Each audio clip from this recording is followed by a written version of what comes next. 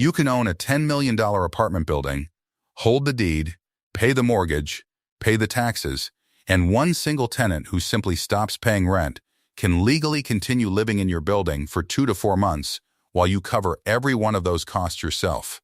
And there is nothing you can do to speed that up. Ownership, in this business, does not mean control. It means you're first in line to pay for the problem. Okay, so you want to own an apartment complex. Steady monthly rent checks landing in your account from dozens of units at once. A property that appreciates quietly in the background. The closest thing to passive income real estate actually offers. Here's what that picture doesn't show you. Roughly half of every dollar in rent you collect disappears into operating expenses before your mortgage payment even enters the conversation. A single non-paying tenant can cost you between $3,500 and $10,000 once you count the legal process, the lost rent, and the repairs. And that number assumes everything goes smoothly.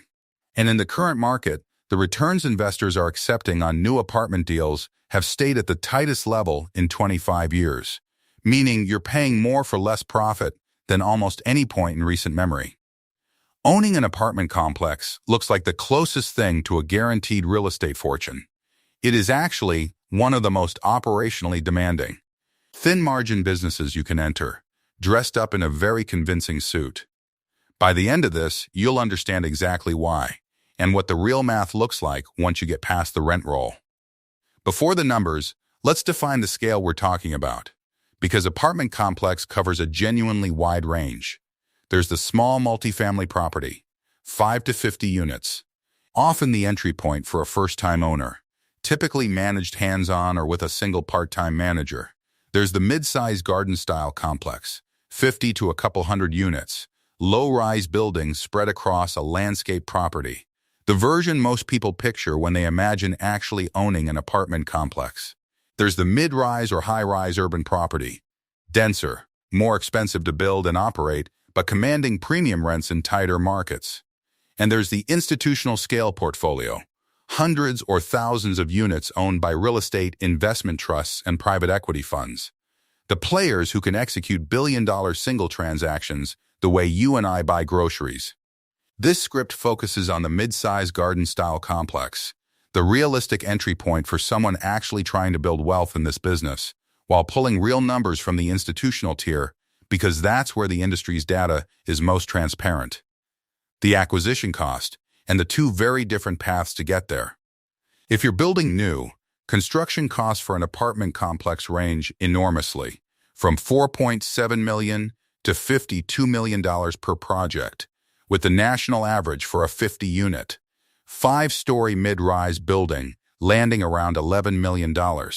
That's roughly $220,000 per unit before a single tenant moves in.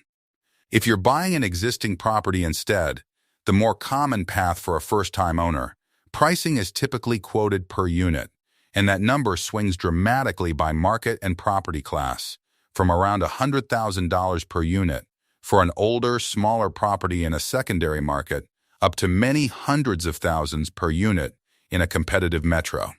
And here's where the entire industry actually gets valued: the capitalization rate, or cap rate. The ratio between a property's net income and its purchase price.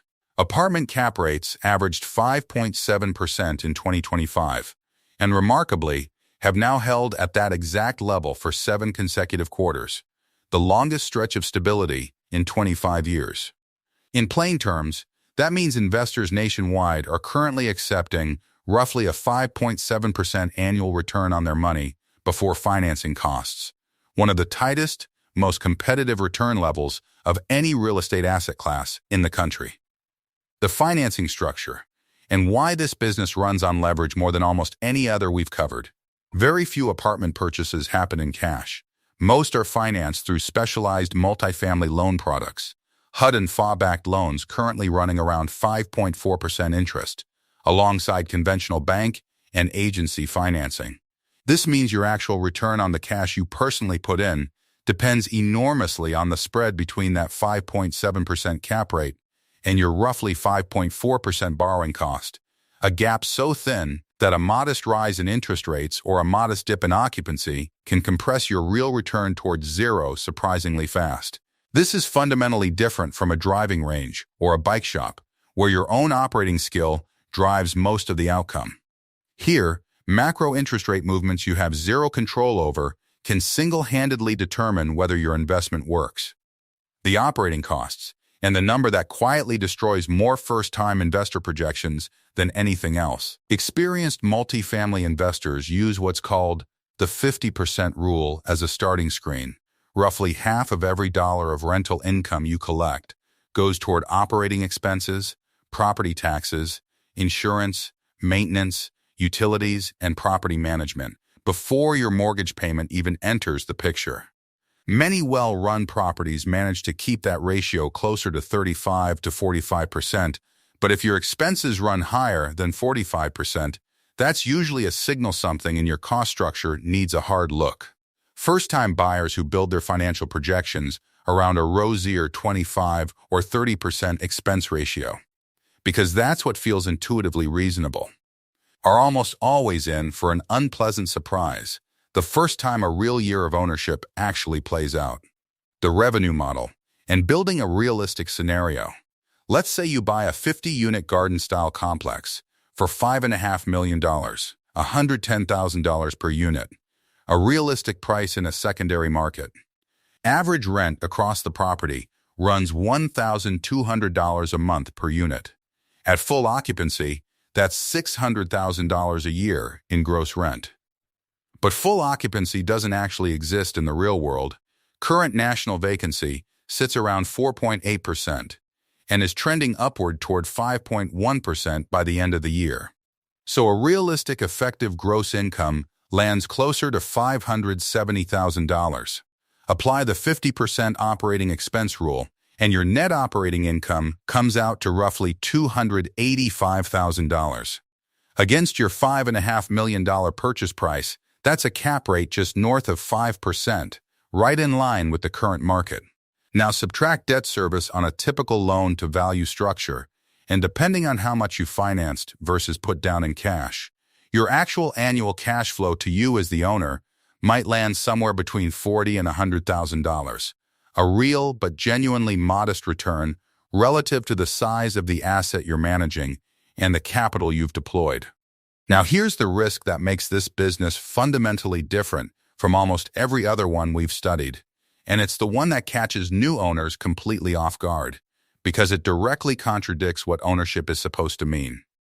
When a tenant simply stops paying rent, you cannot remove them the way you'd remove a piece of broken equipment from your own property. You have to go through a formal legal eviction process, and depending on your state, that process alone can take anywhere from 30 to 120 days, sometimes longer if the case is contested or the tenant has legal representation.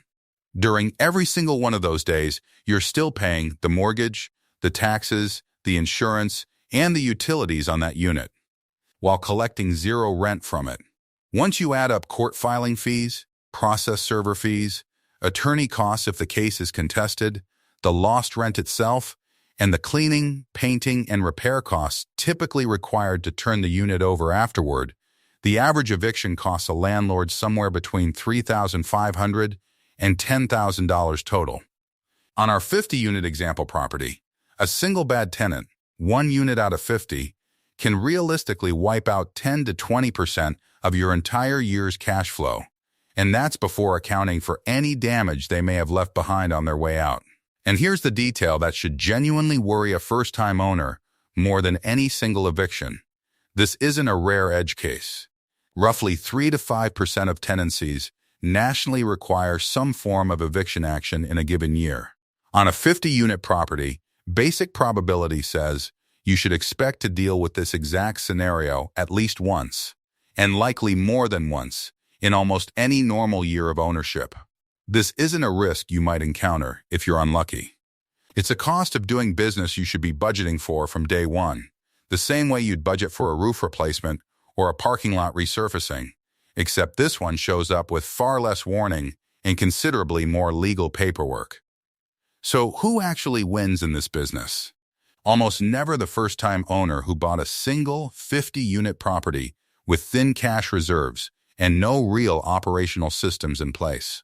The investors and firms who genuinely build wealth in this space operate at real scale, owning dozens or hundreds of properties, which lets them absorb any single property's bad year. A rough eviction stretch, a slow leasing season, a surprise repair. Inside a much larger, more diversified portfolio, where the math evens out across hundreds of individual tenant relationships, instead of riding entirely on 50 of them. It's exactly why the largest transactions in this industry involve names like Blackstone, executing a $10 billion apartment portfolio acquisition in a single deal, a scale where professional property management, in-house legal teams, and enormous purchasing power on maintenance and insurance completely change the economics compared to what a single independent owner faces managing one building alone. The current market environment makes this gap even more pronounced, with cap rates compressed to a 25-year stability streak and rents flat or slightly declining nationally. The margin for error for a smaller, less diversified owner has genuinely never been thinner in recent memory. Let's put real numbers next to two scenarios for our 50-unit garden-style complex. The good year, strong occupancy at 96%, minimal turnover, no evictions required, and operating expenses that land at a well-managed 40% of gross rent rather than the full 50% rule of thumb. Effective gross income reaches $575,000, and net operating income after the lower expense ratio comes to $345,000. After debt service, your cash flow for the year lands around $125,000, a genuinely strong result for a property this size. The bad year, rising local vacancy pushes your occupancy down to 91%, and two separate units require formal evictions over the course of the year. One straightforward and resolved in 45 days, one contested and dragging out closer to 90, together costing you around $14,000 combined in legal fees, lost rent, and turnover costs. A water heater failure and a roof section repair add another $18,000 in unplanned maintenance. Effective gross income falls to $520,000, and with expenses landing closer to the full 50% rule, given the extra maintenance and turnover costs, your net operating income drops to $228,000. After the same fixed debt service payment, which doesn't care what kind of year you're having, your cash flow for the year falls to roughly $25,000, barely a fraction of the good year's result on a property that, on paper, looks nearly identical. The swing between those 2 years is exactly $100,000, and it wasn't caused by a market crash or a bad location decision. It came from 2 tenants out of 50 and a couple of maintenance surprises that any experienced owner will tell you are simply part of a normal year in this business. So does owning an apartment complex make sense? The honest answer is that the underlying demand is genuinely durable. People always need somewhere to live. And real estate has built generational wealth for exactly that reason. But the passive income fantasy sold in so many real estate courses badly understates what this business actually requires. Roughly half your revenue disappearing into operating costs before your mortgage is even in the conversation. A legal system that gives you far less control over your own property than the word ownership implies. And a current market environment where cap rates have compressed to their tightest, most competitive level in a quarter century. The owners who build real wealth here are almost never chasing a single property and hoping the math works out. They're the ones who scale deliberately, build cash reserves specifically for the eviction and maintenance events they know are statistically coming, and treat property management as a genuine operational discipline rather than a rent check that shows up automatically every month. The dream of steady, effortless rental income is real, and plenty of patient, well-capitalized owners build exactly that over decades. The economics underneath it are considerably more hands-on and thinner margin than the dream suggests. And the owners who last are the ones who understood, before they signed the loan documents, that they weren't really buying passive income. They were buying a full-time operating business that happens to pay you in rent checks instead of invoices. And it required exactly the same discipline every other business on this channel has demanded.